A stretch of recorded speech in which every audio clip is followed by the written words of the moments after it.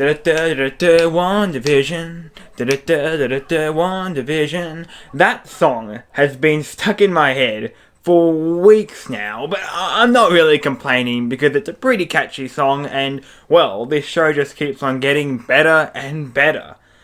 Let's take a look.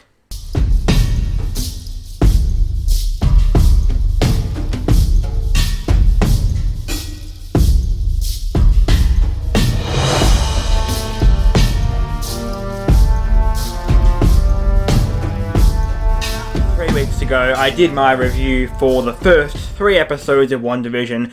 Basically, to give you a quick recap, I thought that the show was really interesting, it could go in some quite bizarre directions, and I was intrigued by this setting. Today, we're going to talk about the next 3 episodes, 4, 5, and 6. I'll give you my rundown of each episode step by step, going from 4 to 6, and give you my overall thoughts. Now, if you haven't seen those 3 episodes, I'm just going to say quickly, the show gets better and better. From episode 4 onwards, it is definitely one of my favourite shows ever. I would say it's in my top 10. I mean, if the final 3 episodes are awful, it obviously won't make it, but the just sheer genius behind this show and just the creative way everything comes together and everything is being set up makes it an incredibly interesting show. Plus, the acting talent that both Elizabeth Olsen and Paul Bettany brings to both Wanda and Vision is better than we have seen in the MCU so far. And in episode 5 particularly, it reaches a level that was jaw-dropping. That's all I'm going to say. If you have not seen the show, go and check it out. Start from episode 1, it gets better and better. Episode 4 is when it gets really good and it just keeps on climbing from there. That's all I'm going to say. Go and watch it if you haven't. Alright, now let's get into episode 4. Episode 4 is very different from the rest of the show up to that point because it's the only one that's not completely about the sitcom. It starts off with a cold open from the perspective of the character Monica Rambeau. Now, she is the young girl that was actually in Captain Marvel, that was the daughter of Carol Danvers' friend.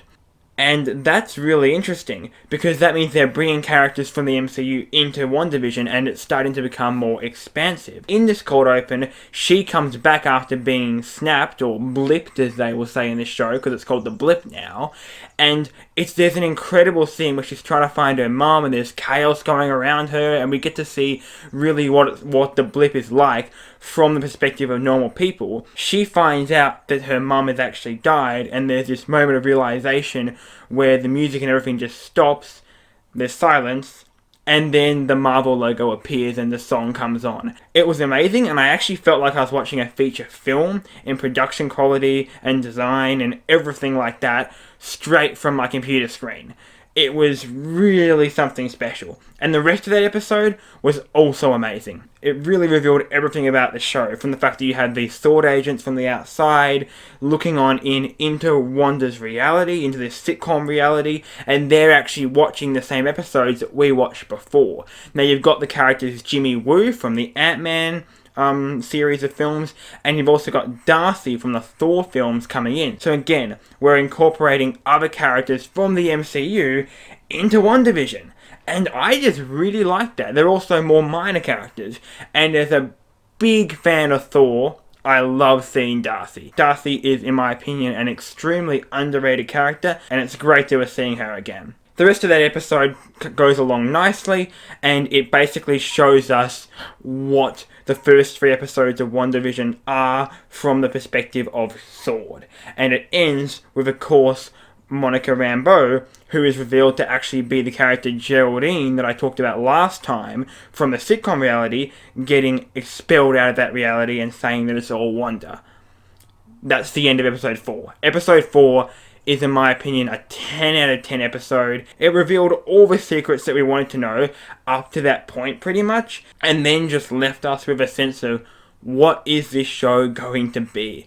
And I loved that. I was worried that they might stop the whole sitcom vibe and then go directly into this FBI type spy vibe, but thankfully they don't do that, as we will see. But episode 4, on its own, was exactly what WandaVision needed, in my opinion, to draw in all the Marvel fans and to say, yes, there is more going on here. This is a very monumental show, it's a very important show, and you should stick around and watch it. Episode 5 of WandaVision, though, is my favourite so far. It draws from the Sword storyline and from the sitcom storyline and puts them together back to back in an incredible episode where Wanda and Vision's kids start to grow up, they deal with loss. Agnes becomes even more interesting. Did she kill the dog? That's very peculiar to look into. But my favourite part of episode 5, the part that made episode 5 that much better, was Vision finding out what's going on, at least to some extent. In the episode, he talks to one of his colleagues, and he actually manages to help his colleague and take him out of the sitcom reality, at least in his mind, and he remembers who he is, and he's saying, I need to call my sister, and he's freaking out. Vision helps him, well, sort of helps him, and takes away his pain by putting him back into the sitcom reality in mind, but in this moment, the guy, I think his name is Hank or something along those lines, he does say, she's doing it to me, she's in my head. Is that Wanda? We're not sure. We presume it's Wanda. But later on in the episode, Vision actually confronts Wanda and says, I know what you're doing, and there's this incredible moment where she leaves, she makes the credits roll, and Vision says, no, you can't do this, and tries to stop her, and then you have both of them having this amazing confrontation where they both rise into the air, and Vision breaks down and he says that he's scared. It's the most vulnerable we've seen of him yet, and it was just spectacularly acted.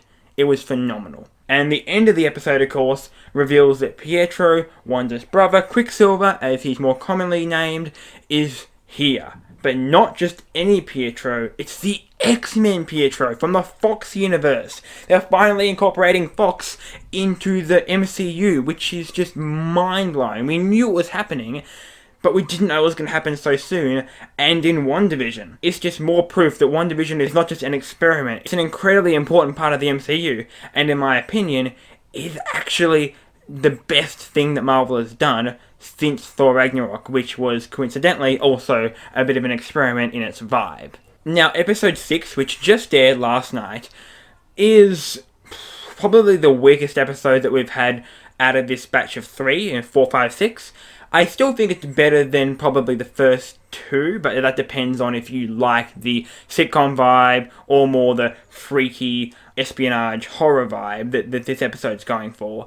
But I felt it was the weakest because not much happened in it.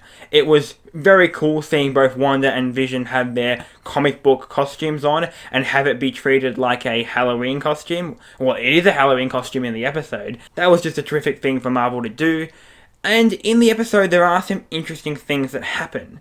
Namely, Pietro, his relationship with Vision and Wanda and the kids, that's really good. And when Pietro talks to Wanda and she says, I don't really know what's going on, well, that's very interesting. Apparently, Wanda doesn't know how it started. Yes, she's controlling lots of stuff, but there's something else at work here, which just reinforces, yeah, something is happening that she doesn't know about, which I can't wait to see more of in future episodes. Vision actually confronts Agnes, however it turns out that she actually doesn't seem to have control like I thought she might have. She actually is being manipulated by Wanda as well, so that's interesting. I thought she was maybe the villain, but maybe she's faking it, I'm not sure.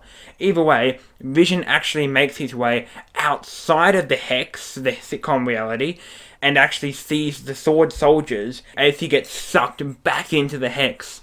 Of course, Darcy wants to help him, but the annoying soldiers and the Colonel guy, who's just awful. He reminds me of the guy from Arrival, the annoying guy. Have you guys seen Arrival? Because Arrival is a great movie, and it is a really annoying general. And the general from WandaVision reminds me of the Arrival one. Anyway, that was a slight side tangent. But one of the kids, there's Billy and Tommy. Tommy has Quicksilver powers. Billy seems to have some sort of telekinesis powers. Figures out that his dad's in trouble, and Wanda just expands the whole reality. She freezes everyone and expands the hex so that it goes out and then takes everyone with it. Everyone except for the general guy, including Darcy, is now part of the sitcom reality, and that's where we are. That's where we are in WandaVision. WandaVision, just to sum up, is an incredible show. It's becoming more and more interesting, introducing new elements each episode. It is pretty phenomenal, and I cannot to see what happens next. If it keeps on getting better and better each episode, then this very well might be one of my favourite shows of all time. It's just so inventive, incredibly interesting, and just ticks all the right boxes for me. If you do like Marvel, or if the concept intrigues you, I implore you to check it out. Anyway, that is it for this episode. In 3 weeks' time, I will do episodes 7, 8, and 9 and give them a review, and then I might even do a review of the whole show. Let's just see, it depends how well these videos do. With that being said, my name is Jasper, and if you like this video, make sure to subscribe and hit that like button for more terrific content coming your way. I hope you all have a fantastic day, and I'll see you all later. Bye bye.